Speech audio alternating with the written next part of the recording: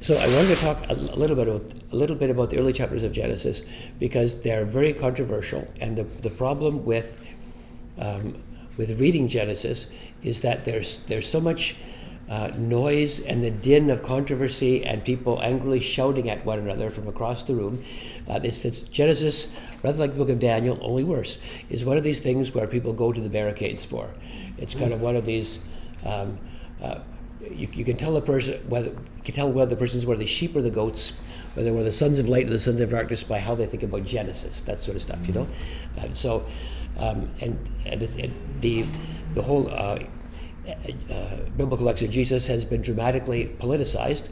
So the question is, do you teach creation science in school? If you teach creation in school, oh no, the world will end for you probably by a week Thursday or something like that, and your kids are going to grow up to be bloodthirsty communists, God knows what.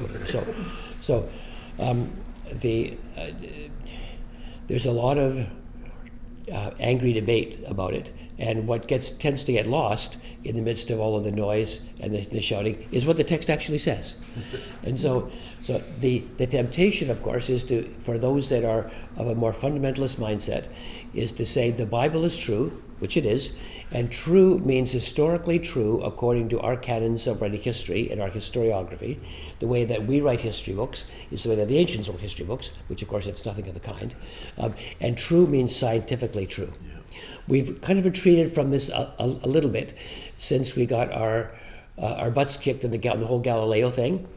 We've been through this scientific thing before with Galileo, because the scriptures are quite abundantly clear that in fact the sun moves across the sky, because you can see it move across the sky. You know, that's why we talk about sunrise and sunset. And you know, Joshua said to the sun, "Stand thou still." So the people in the church said, "Therefore the sun must move." Looks like it moves. And Galileo said, "No, the sun doesn't actually move. The earth is the one moving. It's revolving on the sun, and it's revolving on its axis and things like that." But if you are of a certain mindset, you say, "Nope, the Bible trumps science."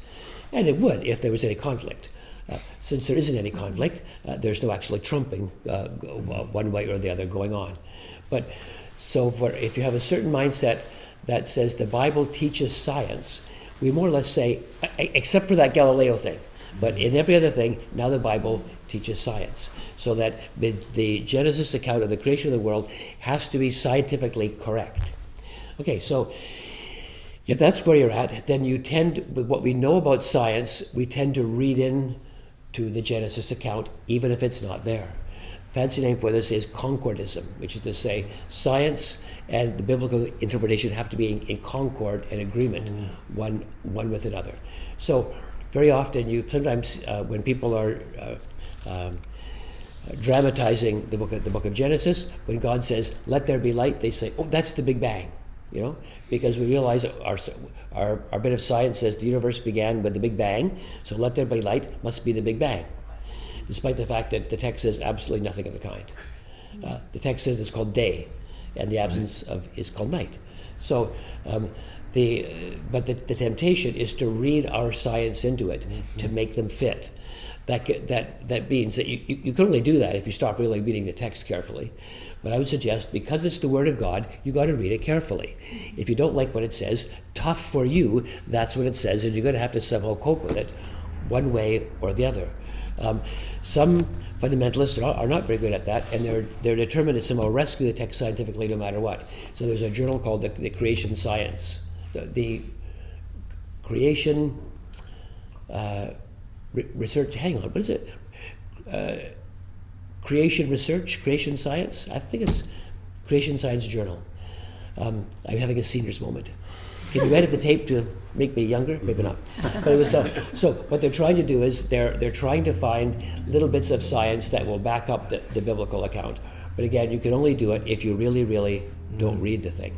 So my intention tonight is to really, really read the thing and to say what it actually says.